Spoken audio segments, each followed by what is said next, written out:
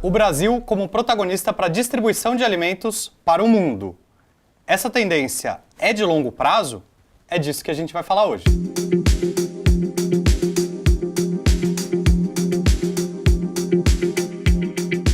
Hoje a gente vai falar do posicionamento estratégico do Brasil como provedor de alimento para o mundo. A gente sabe que o Brasil tem assumido esse protagonismo nos últimos anos e hoje a gente quer explorar se essa tendência ela é de longo prazo, se a gente tem ameaças de outras geografias. E para isso, hoje a gente convidou aqui um dos maiores especialistas do Brasil no setor, França, Head de Grãos da Datagro. Tudo bem, Vitor? Prazer estar com vocês. O prazer é todo nosso. França, para começo de conversa, você poderia nos contar um pouquinho da sua trajetória e como que você chegou nesse nível de especialização? Já são mais de 30 anos de estrada nessa área de planejamento, cenários de preços, comercialização, especialmente na área de grãos. Eu sou economista, né, de formação, Curitiba, Universidade Federal do Paraná, e desde sempre eu já entrei como estagiário numa empresa de consultoria de agro, me apaixonei pelo agro, tive um insight, uma visão, e o agro era bom, e aí comecei a fazer a faculdade e nunca mais saí da área. Trabalhei em outras empresas sempre nessa área de consultoria, de cenários, né, de montagem de cenários de agro. E agora, recente, né, nessa carreira de mais de 30 anos, agora há 7 anos com a Datagro, chefiando a parte de conteúdo de tudo aquilo que não é sucro-oleiro. Né? Quando eu entrei na Datagro, a empresa era essencialmente do complexo cana. E eu entrei trazendo justamente a parte de grãos e aí a gente foi evoluindo para as demais commodities. Então, chegamos até esse momento. E é interessante que o França veio aqui no Pátria há algumas semanas para dar uma aula sobre o panorama do setor e a conversa foi tão legal que a gente resolveu chamar ele para propagar esse conhecimento com vocês aqui hoje. E França, a gente costuma falar, né, de tendências globais de crescimento do agro, que seria o crescimento populacional nas próximas décadas e até o desenvolvimento dessas regiões emergentes, trazendo maior demanda por carne, por grãos, e são tendências que, em resumo, o mundo vai precisar de mais alimento e o Brasil está muito bem posicionado para suprir essa demanda adicional. No entanto, a gente vê em outras regiões, Hemisfério Norte, Ásia e até mesmo África, players que estão tentando se posicionar para ajudar a suprir essa demanda e isso traz inevitavelmente uma preocupação. Porque quais são as nossas vantagens competitivas de longo prazo? O quanto que está ameaçado a sustentabilidade, o crescimento do agro no Brasil frente a essa possível produção adicional e emergência de concorrentes? Bom, eu acredito que o futuro é bem promissor, ele segue promissor. O Brasil ele tem uma grande vantagem em relação aos demais, que é um clima favorável de maneira geral, a gente não tem extremos, né? Evidente, episódios de estiagem, de chuva em excesso, mas são episódios, né? A gente não tem climas extremos, neve e frio rigoroso, como a gente tem no hemisfério norte. Então a gente tem uma vantagem, né, nesse sentido, um clima mais regular, vamos colocar, mais ameno. E tem muita área disponível. Todo o nosso agro, toda a nossa parte de grãos, a gente usa 9% da área do Brasil. Então a gente tem uma disponibilidade muito grande de área. Para vocês terem uma ideia de número, nós estamos falando que o Brasil hoje usa aí, vamos arredondar um número de 70 milhões de hectares para plantar toda a safra de grãos que a gente tem, né, no Brasil inteiro. 70 milhões de hectares. E a gente tem pelo menos uns 90 milhões de hectares, ou seja, mais do que o dobro, né, do que a gente planta hoje, a gente tem mais 90 milhões de hectares, são áreas de pastagens subutilizadas. E são áreas aptas para a agricultura. Basicamente, todas elas são aptas para a agricultura. E essas áreas são as áreas que estão fornecendo o espaço para o aumento da área de grãos. E ainda você tem mais uns 70 milhões de hectares e você pode abrir respeitando o nosso Código Florestal. Nosso Código Florestal é o mais rigoroso do mundo. Não tem nenhum lugar do mundo que tenha uma legislação tão rigorosa como a gente. Então a gente ainda tem áreas e pode abrir dentro dessa legislação. Nós estamos falando então de 90 mais 70, mais 160 milhões de hectares agricultáveis. Né? Milhões de agricultáveis, tirando a floresta amazônica, tirando reservas indígenas, tirando APPs, tudo, né? Tirando reservas ambientais, tudo, ainda tem 150, 160 milhões de hectares. Então a gente tem um potencial enorme de área para crescer com o clima. Né? E não existe lugar nenhum no mundo que tenha essa possibilidade. Tá? Você não tem nos Estados Unidos, você não tem área nova para abrir nos Estados Unidos, então nos Estados Unidos você aumenta uma área e diminui outra, né? Aumenta, nesse ano, por exemplo, vai aumentando a soja, diminui o milho e assim vai. Eles podem aumentar a tecnologia, assim como o Brasil também, né? Tem um espaço enorme em ampliação de tecnologia, de produtividade. Você não tem, você pega a Argentina, Paraguai, tem um pouco de área também, de pastagens, mas estamos falando Argentina, 10 milhões de hectares, Paraguai e Bolívia, mais de 10 milhões, então é pouco, né? E aí você vai para a Ásia, não tem grandes áreas também agricultáveis, espaços. Europa, zero, né? Zero área para abrir, área nova. E também leste europeu não tem espaço para grande aumento de área. Você tem um pouco de área, e é possível e vai aumentar naturalmente, é na África. Né? A África tem hoje, em todo o continente, são 400 milhões de hectares agricultáveis. E um dia podem ser usados. Hoje usam em torno de 40 milhões. Então eles têm potencial para crescer 10 vezes. Enorme, enorme. Só que separado em dezenas de países, fragmentado, né? Um país com dificuldades sociais, econômicas, políticas especialmente, né? Então, um dia, no futuro, esse pessoal vai conseguir plantar e tal. Mas num universo, né? Não vai ser na minha geração eu vou ver isso. Então, no universo de próximos 20, 30 anos, né? O Brasil segue como protagonista nesse processo. Ou seja, o Brasil ele consegue, pelo que você comentou, triplicar a área atual. Exato. Sem desmatar, sem ir de qualquer forma ilegal, porque a gente vê essa associação... legislação, tal, exato. A gente vê essa associação do agro como algo que... malvadão, né? Acaba com a floresta, mas... O agro malvadão, e desmata, e polui. É uma falácia. Não existe nenhum país no mundo que preserve e o Brasil preserva. Né? E você comentou alguns outros fatores, que é esse fator de clima, que existem poucas outras localidades que têm esse benefício de ter um clima tão estável aqui no Brasil, até pela localização geográfica, a parte de relevo também, e índices de produtividade. A nossa produtividade, ela é equiparável, ela é referência no mundo todo também. A gente está num nível alto, estamos no nível máximo da cadeia aí de tecnologia. O produtor brasileiro ele é muito aberto a esse tipo de novidades. Então, tudo que é de novo no mundo a gente usa. Nossos níveis de produtividade, por exemplo, de soja é o mesmo nível norte-americano, né? Milho um pouco baixo ainda, mas a gente tem o milho de safrinha e não consegue colher a mesma produtividade do milho normal.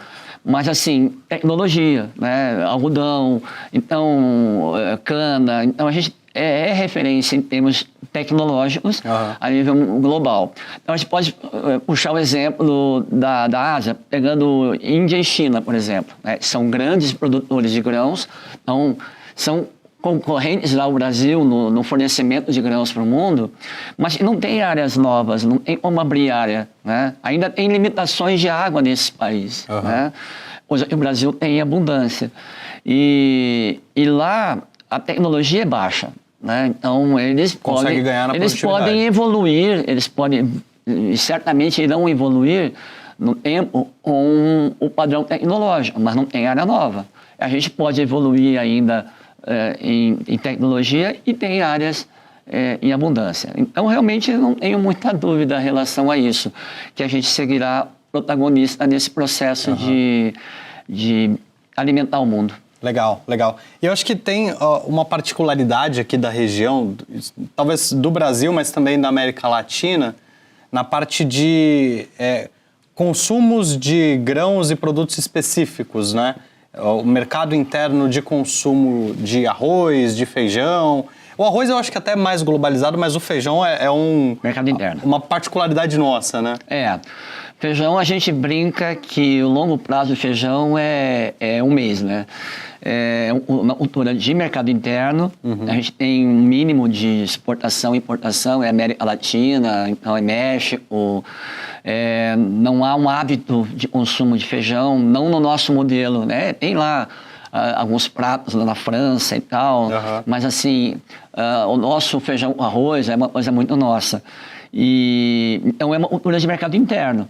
Então, ela não é commodity, ela não está relacionada com exportação e importação no mercado internacional. O arroz, ele é dominantemente um produto de mercado interno.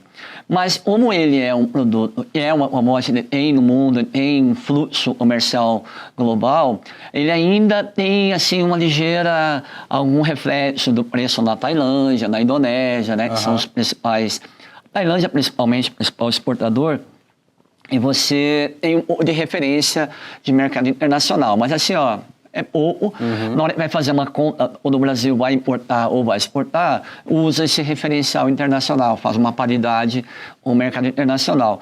Mas é pouco, né? É pouco. Ainda tem um peso dominante do mercado interno. Isso ajuda a trazer resiliência e descorrelação para quem, de um ponto de vista de produto global, e a gente depende tanto desses dois, os irmãos arroz e feijão, né? A gente está menos suscetível a sofrer com altas e baixas de preço global de commodities.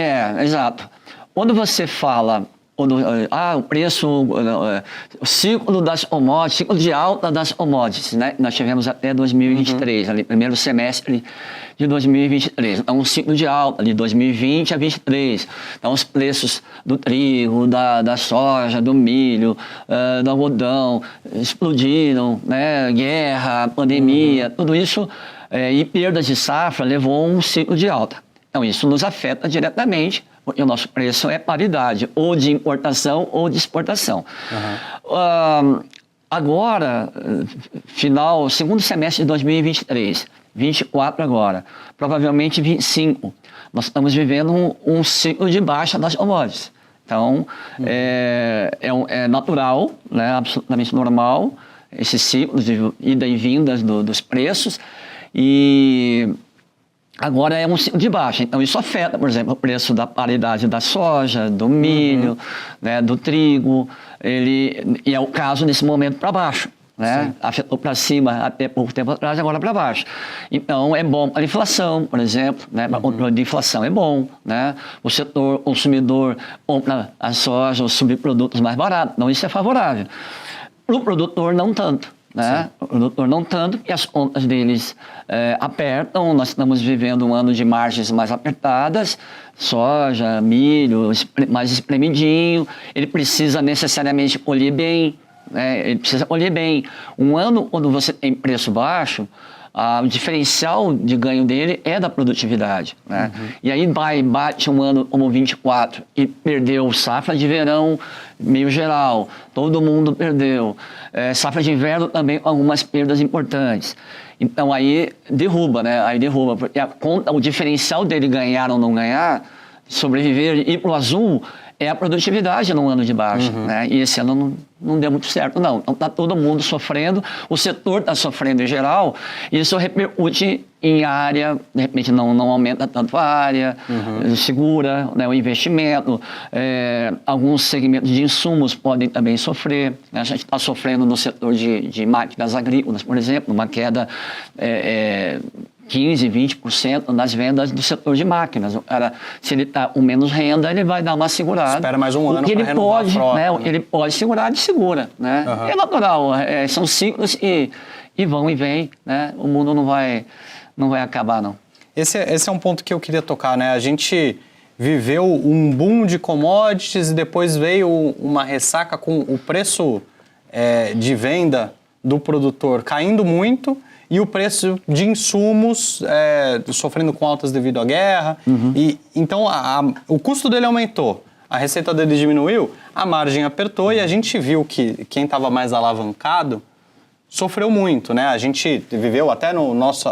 Partindo agora um pouco para o mercado financeiro, a gente viu muitos fiagros tendo problemas e muitos produtores tendo problemas nos últimos 2 anos. E eu queria que você explorasse um pouquinho mais isso, pensando em perspectivas para os próximos anos. A gente sempre fala que quando perguntar, não, o agro está com problema, a gente fala, olha, o agro é mais de 20% do PIB e vai continuar sendo mais de 20% do PIB, você deveria ter alguma exposição de investimento a isso, se você tem exposição a Brasil. Eu queria que você explorasse, para a gente conseguir diferenciar um pouco desse movimento de curto prazo, para o que a gente vê, talvez, falar um pouco do próximo ano e dos seguintes, quais são as tendências que você vê para o setor? Não, perfeito. Basicamente é isso mesmo. Né? A gente comentou agora há pouco dos ciclos. Né? Então, quando você vai investir no agro, um investidor privado particular, né? E pensa, vou ganhar dinheiro com a soja, com o milho, com o agro em geral, com o fiagro, seja lá o que for, ele precisa levar em consideração que esse é um setor sensível, né? aos ciclos de preços e a problemas de clima, de doenças, de pragas que atingem as culturas. Então, é um setor de risco. Né? Um setor eu diria, de alto risco. Né? Ele é considerado no mundo financeiro como um setor de risco. Porque ele realmente é uma indústria a céu aberto. Você não tem comandos, você não tem certezas de nada. Você tem diversos fatores de volatilidade. Muito, mas é muito. Né? Todos os fatores que você puder pensar e imaginar vão afetar o agro. Eu falei de clima, falei de doença, falei de praga e é o de natureza. Né? Mas e a parte política, econômica também afeta diretamente a formação de preços. Então você está sujeito a tudo. Sim. Tudo. E até tudo preço, todos, né? até preço de câmbio, né? Exato. Não, a gente fala de economia, entra essa parte de câmbio, de taxa de juros. Né? A gente está aí no mundo com problemas, controlando a inflação, déficit público, então inflação ainda dando sinais no Brasil, por exemplo, a inflação subindo, então tem que aumentar juros para controlar a inflação. Para o setor é complicado. Bom, enfim, esses ciclos, eles vêm e vão. Tá? Eu tenho alguns estudos e parte da minha experiência é que esses ciclos duram em torno de 3 a 4 anos, normalmente. E ele é uma senoide praticamente perfeita. Né? Então, você tem um ciclo de alta que dura 3, 4 anos, você tem um ciclo de baixa que dura 3, 4 anos, e tem um ciclo de alta. Isso é da natureza, por causa dos problemas de clima, e vem e vão. Né? Eles não se repetem, né? Então é normal você ter um ciclo de baixa. O setor está cada vez mais tecnificado, ele está cada vez mais profissional, né? O nosso agro é extremamente profissional, muito, muito, muito, muito, e isso vem diluindo esses impactos. Então esses ciclos de baixa eles vêm sendo amortecidos. Né? Você tende a ter Isso, não vai eliminar os ciclos continuam lá, mas os impactos, né, especialmente os negativos. Quando você está em alta, está tudo bem. Sim, que bom que tem volatilidade. Quando a volatilidade o preço está alto, o cara fazendo tudo errado, ele ganha dinheiro, tá tudo certo. Mas quando o bicho pega, quando o preço baixa, aí separa lá os homens dos meninos, né? E dá os problemas, gente inadimplente, e é obrigado, de repente, a sair da atividade, né? Mas eles que são eficientes ficam mais resilientes ainda, ficam mais fortes ainda, né?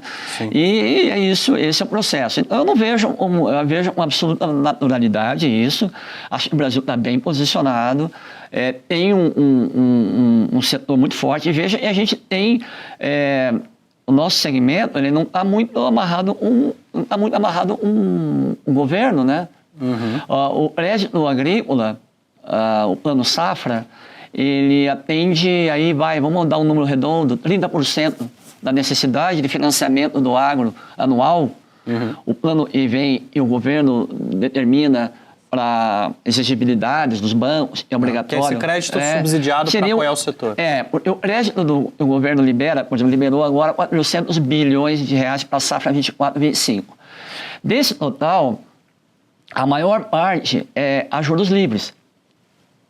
Então, não existe subsídio em uma parte do crédito que é, sim, a parte de juros é controlada e tem aí um pouco de subsídio do Tesouro, então, ou seja, a sociedade lá banca um pouquinho, ela amortece os juros, mas é uma parte hoje menor, é um terço. Entendeu? Do crédito. A maior parte, inclusive esse ano, a parte de juros controlados quase não aumentou. Foi praticamente 0 a 0 do ano passado. O que aumentou foi juros livres. Juros livres é ir no banco e lá... banco, você vai pagar o preço de mercado. Mercado, juro livre. Então, nós temos...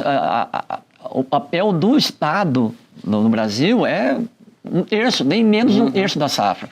Então, aí o resto, Vitor... é próprio crédito do próprio produtor, né? Ou de tradings, né? De indústrias, né? E se autofinanciam. E agora, recentemente, está entrando o mercado de capitais. Né? Legal. Veja, nós estamos falando de... O Brasil precisa, por ano, para financiar a safra, 1,5 trilhão, mais ou menos, de reais. Tá? O crédito agrícola total dá 500, menos de 500. Né? Então, ou seja, 2/3 precisa ir para o mercado. Sim. Ou próprio, ou de trends, ou agora do mercado financeiro, mercado de capitais. Ainda é muito pequenininho, né, Vitor? Veja, olha, o ano passado, as emissões de CRA e FIAGRO, somando as duas, deu perto de 80 bilhões. Né? Então, você precisa de muito mais. Incipiente, né? E tem dinheiro, né? Os FIAGROS têm dinheiro. Né? Precisa só... essas pontes têm que ser construídas, né? Entre o agro, o campo e a Faria Lima, como a gente brinca. Né? Eu acho que, independente do... E a gente vê isso acontecendo, né? Como o agro é tão importante para o produto interno bruto, para o PIB brasileiro, você tem o governo ali, independente de orientação política, ele precisa dessa receita anual. Então, você tem os planos safra ali cumprindo o seu papel através dos ciclos, mas é o que você falou, é um papel que ele é limitado, ainda mais quando a gente coloca em perspectiva com toda a questão fiscal brasileira. Então, a importância do mercado de capitais ela é muito grande e ela precisa crescer até para embarcar todo esse crescimento e todas essas oportunidades de longo prazo que a gente comentou. E aí também é do interesse de todo mundo e do interesse público que o investidor institucional e que o investidor pessoa física ajudem a financiar esse segmento. E aí daí que vem a isenção de imposto no FIAGRO. O FIAGRO ele é isento de imposto de renda para a pessoa física nos dividendos, justamente para estimular o investidor a investir no agro. No entanto, eu acredito que a gente tem que ter cuidado na hora de conceder crédito. O que a gente precisa tomar cuidado como gestores que concedem crédito para o agro e até a pessoa física quando ela vai olhar onde que ela vai investir e para quem que ela vai terceirizar o capital dela, onde que a gente até já brincou sobre isso, né? Onde que está a casca de banana aqui? Bom, em primeiro lugar, nós estamos falando de investimento do mercado financeiro, do mercado de capitais, né? Chegando no mercado agro. Agro não é indústria e não é serviços. Então, é um segmento à parte. Tanto é, ele é separado. Né? Quando você fala em PIB, você fala em serviço, você fala em indústria e fala em agro. Né? Claro, quando eu falo em agro, no geral, incluindo também o setor industrial, né, do agronegócio. Então, é uma atividade de maior risco. Não tem como a gente tratar igual, né? É óbvio. Imaginar que é tudo redondinho, imaginar que o cara faz um planejamento e os anos são iguais. Isso não existe. Agora, quando você faz um planejamento, sei lá, 10 anos, né? Eu estava falando agora há pouco de ciclos, né? Então, você vai pegar uns 10 anos, por exemplo, de um financiamento, ou 15, você vai passar por 3 ciclos de alta e de baixa. Precisa estar bem preparado. Então, o corte, se você faz uma linha, você vai dar o resultado. A área vai crescer, a tecnologia vai crescer, vai dar resultado. Só que ele vai ter as suas flutuações. Então, todo o investimento, e quando você vai aplicar, ou vai emprestar, ou vai fazer um CRA, ou vai conseguir montar um FIAGRO, tem que levar em consideração longo prazo, né? Não dá para pensar em curto prazo. É muito pior do que o mercado de ações, né? De ações é um mercado, originalmente, de bolsa de longo prazo, né? E a gente usa a curto prazo, né, para investir, para ganhar dinheiro. Mas ele é um investimento de longo prazo. E o agro é pior ainda, né? Tem que ser pensado em longo prazo. Se você investe pensando no resultado de amanhã, aí o preço internacional cai, como a soja caiu, como o milho caiu, como o trigo caiu, você, nossa, estou perdendo dinheiro. Tá, mas ganhou 2, 3 anos atrás. Perde 1 ano, perde 2, volta a ganhar na frente. Então, pensando numa linha, o investimento é melhorar o sistema de avaliação, né? Então, tudo isso faz parte do processo, mas eu vejo como inevitável esse caminho de avanço e absolutamente necessário. É legal, legal. E a gente aqui no Pátria concorda 100% com isso que você falou. O Pátria já investe no agro já há muitos anos, tanto do ponto de vista de equity, com as nossas investidas, como também no crédito, e a gente tem sido muito bem sucedido no setor e esperamos seguir aí ajudando a financiar o setor através dos tempos e capturando essas tendências seculares. França, acho que foi incrível, a gente conseguiu bater em muitos pontos aqui, falamos do agro da China e até conseguimos trazer e tangibilizar para o posicionamento estratégico do Brasil. Queria te agradecer pela conversa. Imagina! Estamos aí à vontade, sempre que precisarem a gente pode voltar, tá? Foi um prazer estar com vocês. Legal. Um abraço a todos. Muito obrigado pelo seu apoio e a gente fica aqui, claro, à disposição para esclarecer dúvidas para vocês. Voltaremos com a nossa conversa de fundos em breve. Muito obrigado e até a próxima.